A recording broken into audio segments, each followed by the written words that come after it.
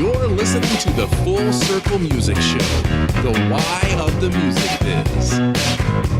Hey guys, welcome to the Full Circle Music Show. This is Chris Murphy sitting beside Seth Mosley. Hello, sir. Hey, man. We thought since we're kicking off this podcast that we wanted to speak to the man himself. Multiple Dove award-winning songwriter and producer, as well as Grammy award-winning songwriter and producer. Seth Mosley's got Full Circle Music right here in Franklin, Tennessee, just outside of Nashville. So without further ado, let's get right into it. The interview with Seth Mosley of Full Circle Music. I am excited that this is our inaugural recording. Yeah. And I thought maybe what we could do for our audience is to give them a little taste as to why is the Full Circle Music Show a show? Why is it a podcast? What was your idea when you decided to start this, and what you hope the audience can get out of it? Yeah. I think the big thing for us was just to kind of get around other industry professionals and find out kind of how they're navigating today's ever-changing music industry, because we know how crazy it is on our end of doing what we do at Full Circle Music. But I do believe that there's strength in numbers, and absolutely, you know, as a music industry united going forward to make sure we're kind of all rowing in the same direction, so to speak. Yeah, it is quite a complex group of questions and thoughts and processes, and it's ever changing all the time.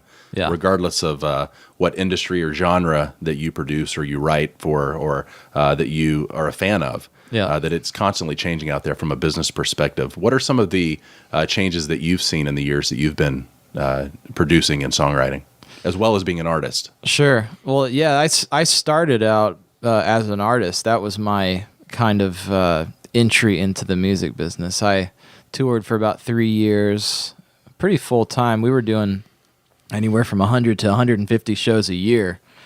And since then, I kind of got burned out on it really quick and figured out that the part of the process that I really enjoy is what we're doing now, which is the creative side, where we're writing and producing and tracking the stuff in the studio. So that's kind of what I had transitioned into. But since then, there's definitely been a lot of changes. I moved to Nashville probably officially 6.5-ish years ago.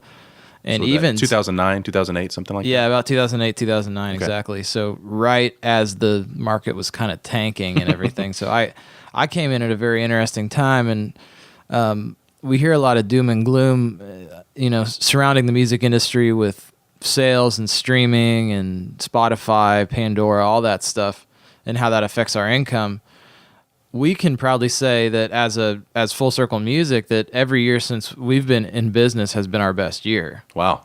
So, and I don't think that's coincidence. I have a very positive outlook on the music industry comparatively with a lot of my other peers and people that I work with, I think. So quickly, as a side note, for those that don't know, what is Full Circle Music to you and to the world at large?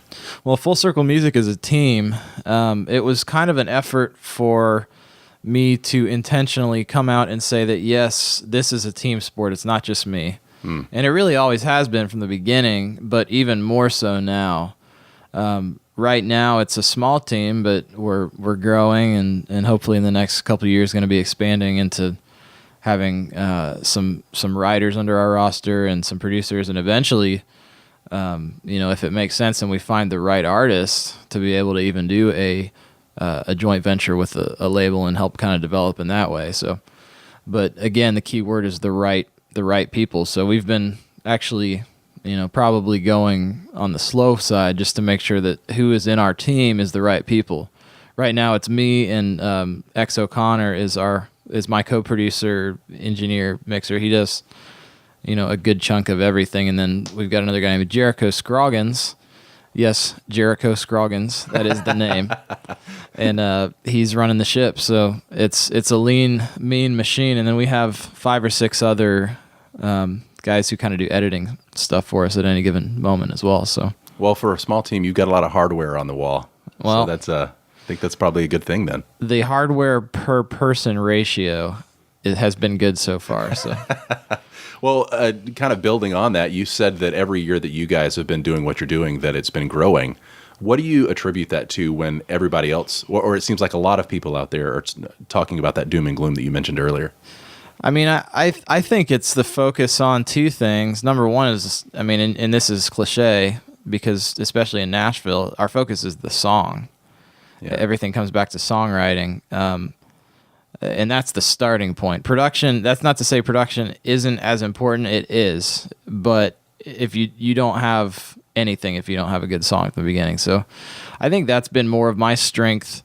A lot of people would say they're producer-writers. I would say I'm probably more so a writer-producer, if anything. And that's why having people like X and Jericho around are key because their strengths complement, where I lack. So I think that's been one thing is focus on the song.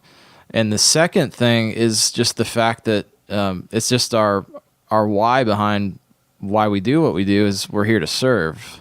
That's our first thing is we're in a service business. A friend of mine taught me that really early on when I moved to Nashville, and that stuck with me. This really is a service business. And when you say service, do you mean servicing the song, servicing the artist, servicing the label? Yes. Yes, it's really whoever's in front of us at any given moment, how can I serve you? Whether that is the song or whether that's the artist.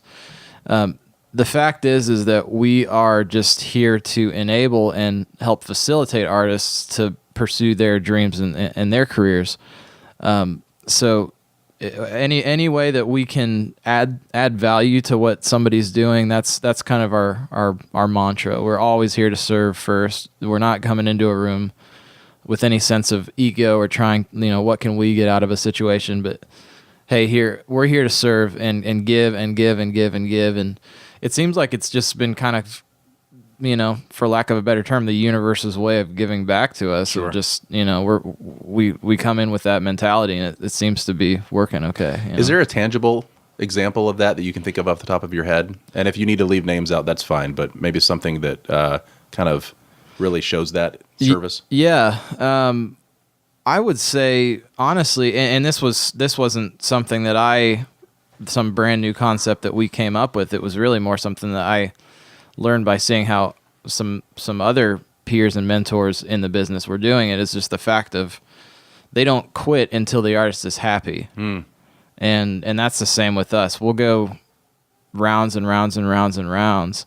And sometimes, I actually just had a conversation with a friend of mine about this, and we always have to remind ourselves that Michael Jackson's Thriller underwent 97 or so versions before they settled on the final. 97. So, something like 97. Wow. Almost, I know it was almost 100. Good grief. But I think that's kind of one very tangible thing. We're not stopping until the artist, the label, the manager, and everybody is really, really pumped and signed off and proud to have their names on it. I was actually talking to Jericho about this a couple days ago, this exact topic. For you as a producer, writer, a person who is kind of a go-between, when do you get to the point where you say, there's that saying that the customer is always right? Yeah. Is there ever a point in time where you say, well, I understand that, but my experience says that maybe we need to go down this path? And then maybe how do you lead into that conversation if that's the case for you? Sure. No, that's a great question. And it could very often be the case where, I have, obviously, this is a very subjective business. Absolutely. And it's not a business of what's right and what's wrong. It's really a business of, again, I'm putting my preferences, opinions, and even quote-unquote expertise aside sometimes to serve what an artist's vision is. Because there's a lot of the times that, it probably isn't the first thing that I would do. That doesn't mean it's right or wrong. It just means that I'm helping draw out the best version of them. You kind of said, like, my expertise on what works and what doesn't work. That's been another thing that's served us really well is I think we try to go in with a mentality of, hey, there's no black and white. There's no rules. There's not this works and this doesn't work. Granted, we do work in some pretty narrow radio-driven formats, and there are things, but here's the thing. I mean, we always chase the artist's dream all the way to the moon and sometimes have to pull it back to the earth. So we could very easily in those situations, just like you said, point to the hardware on the wall and say, here's, check the score. I've heard some guys say that, and I can never imagine personally us doing that. Sure. I think we're literally probably the opposite of that to a fault. So, well, again, I think that's probably why you're in demand and a pleasure to work with, because there's a lot of people out there there's a lot of producers or songwriters that people could go to. Yeah. So the fact that they're choosing you is because you bring that unique personality to it. Sure. That draws people to it. For a producer that's getting started out there, or a songwriter as well, maybe what's a tip or two that you could point them to when you talk about service? Sure. And trying to find the artist's vision if you're producing a project? What's something that an applicable takeaway that somebody could jump into right now? And well, I would say if you're trying to learn to get good at your craft of production or songwriting or anything in the music business, learn to do that, but even more so, learn to be a collaborator. I think there's a lot of really good songwriters that we know that kind of shoot themselves in the foot, that they're the most talented people in the world, but they'd probably be a lot more successful if they were just spent a little more energy learning how to be collaborators. Sure. Rather than just saying, here's the idea, here's the vibe, take it or leave it, So I would say focus on that, and that kind of just takes a lot of humility, really, so just kind of do some soul searching and say, why am I in this in the first place? Am I in this because I'm trying to scratch some ego itch that I have, or an insecurity or whatever? Sure. So I would say that's first and foremost, because people look for collaborators. They aren't really looking, especially nowadays, for ultimatums. Yeah. So that's a really good point. And it makes me kind of think about when you were saying earlier that you were on the road pretty hardcore for several years, and it burned you out pretty badly. Was there a moment in that process where you thought, okay, I'm a good writer, I've produced stuff, this could be a path for me more so than being the artist on the road in the tour bus? Sure. Or the tour van. Or the we kind of ended up in the bus on the very tail end of what we were doing, and it's kind of ironic that as soon as we got into a bus, I was already burned out on it. And sure. It's like that's kind of what every band shoots for, is to get on the road and have a bus and be flying around and doing it that way. But I think there was a really clear moment, and that was in the beautiful, glorious state of Iowa. Every time we went through Iowa on tour, it seemed like the universe was just against us. Sure. Like God was saying, do not go to Iowa. Just drive around the corn. Drive around it. So the last straw in Iowa, probably story number 3 or 4, after having been broken down there and stuck there in snowstorms and ice storms and all that other stuff. The last straw was we were on tour out there, and it was, of course, snowing and sleeting and everything in the van. I think we were outside of Sioux City, and we heard a giant bang, and we looked around like, what in the world? And then the van just kind of just grinds to a halt. Oh no.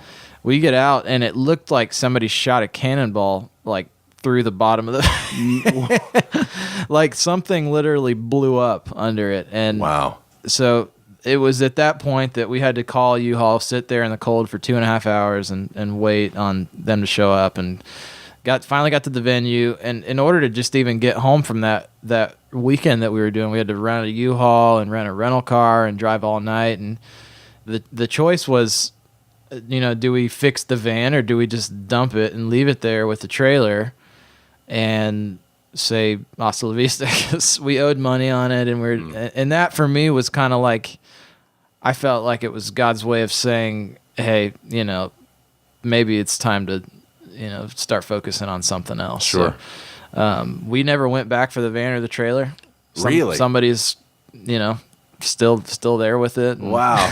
It was a tax write-off. So that was the moment that, and honestly, sometimes life does that, where it just makes decisions for you, and sometimes that's what we need. So, and that's what that was very clearly, because I had been doing production and writing the whole time and was having some success at it, and honestly taking care of our family through that side of things. The financials of touring were not in our favor. Sure. But on the production and writing side, I had already had some things rolling with Newsboys and some other projects as well too. So it was kind of a natural transition. And a lot of people say that, you kind of just got to make the leap of faith out and just switch. But honestly, for us, it wasn't a leap of faith. For us, it was a no-brainer. Yeah. It was, hey, I get to stay home with my wife. And we didn't have kids at the time, but we got to stay home, hang out, didn't have to go get in a van and drive all night or a bus. Sure. And actually, pay our bills with it. So right. For us, it was a bit of a no-brainer, and that was definitely the situation that sparked it for us. Well, I think that's a good transition that I'd love to hear from somebody that's been on many different sides of the music industry, being an artist and now producer, songwriter extraordinaire. Is that process extraordinaire? I don't know about that. But. Well, okay, then I'll just say that out loud. You don't have to agree with it, but I'll say it for you. That I think that it makes sense to talk about. You may have a sole passion in the music industry or whatever industry that you're in, but the fact that you had many different things going on, you didn't have all your eggs in one basket, so to speak. Could you speak to that for those out there that are just saying that, you know what, I just want to be behind the boards. I just want to be in a bus and break down in the middle of Iowa. Like, that's my dream. That's my passion. Is there validity in having your eggs spread out, or is there also validity in having all your eggs in one basket when you're chasing that dream? I would say that I would go back to the proverb of chase two rabbits and you will catch neither.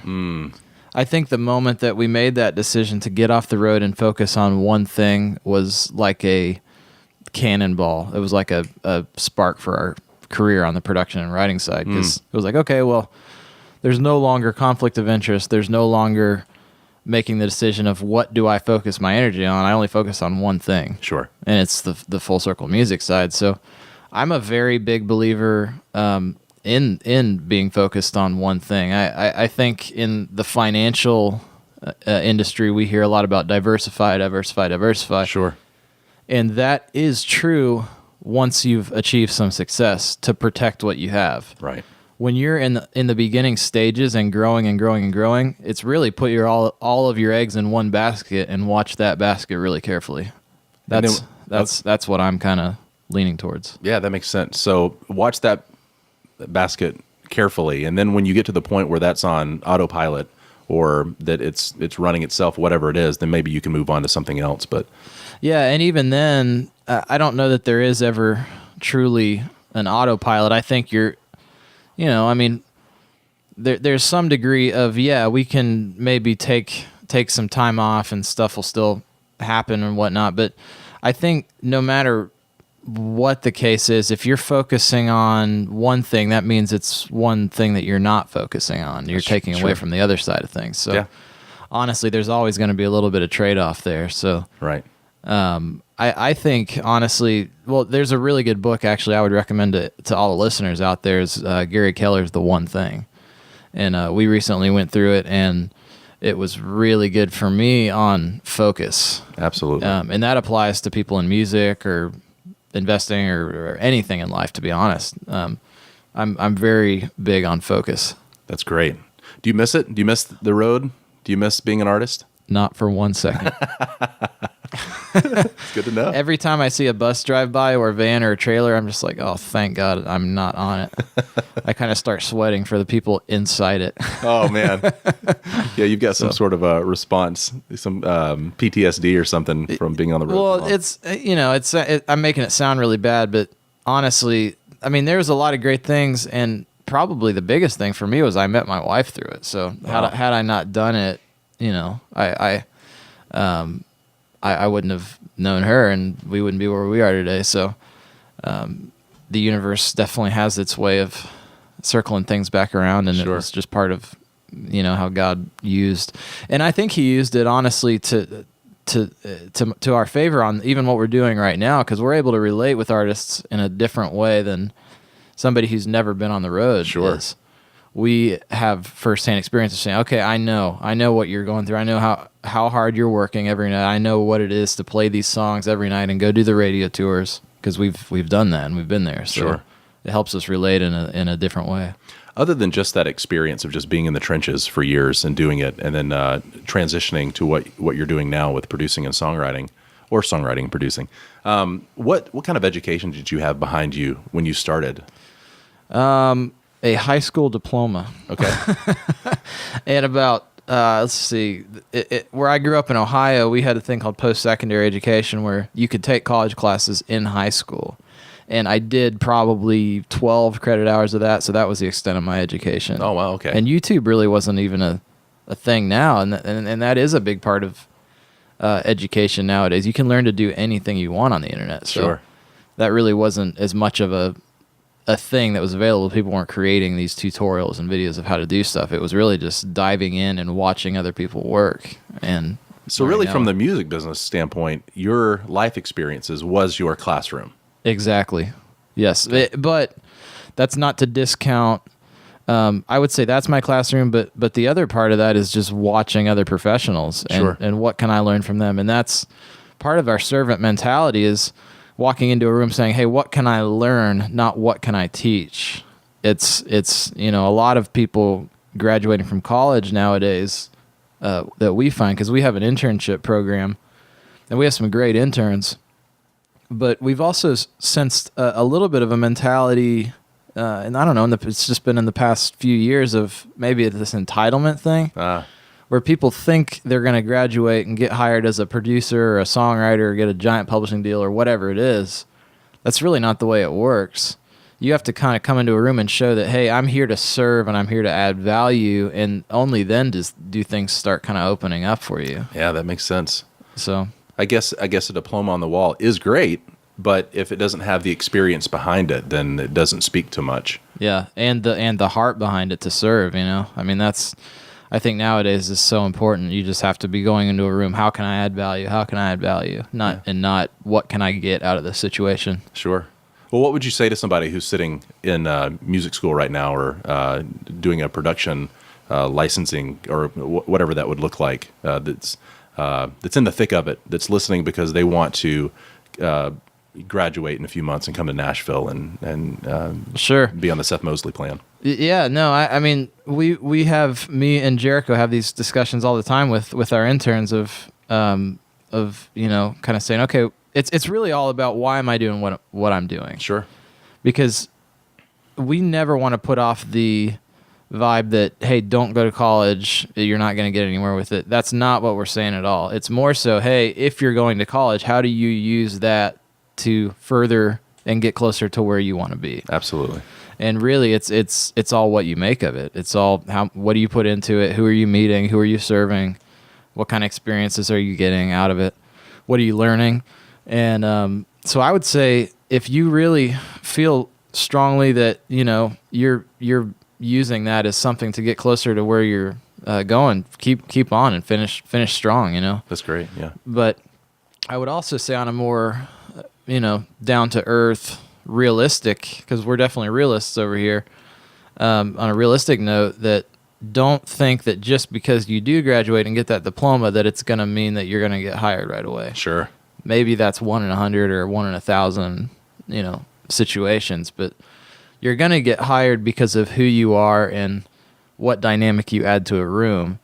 If you have a diploma, maybe that's icing on the cake, but that's definitely not what we look for. Absolutely. In a company, or in a student or somebody to hire. Yeah. So just to nail it down, what are you looking for when you're reaching out to find either an intern or the next employee, or so for someone out there that's like, oh, okay, I get what Seth is saying, but maybe what are a few things that I need to be working on to make sure that by the time I'm ready to strike, I'm ready to go? Well, I think, not to keep saying the same thing and being a broken record, but we look for servant hearts. Yeah. That's the first and foremost thing. Second thing is, there's got to be some raw talent there. And again, that's all subjective too. But Sure. We have to at least really dig and connect on a creative level. Otherwise, it's not going to work that way.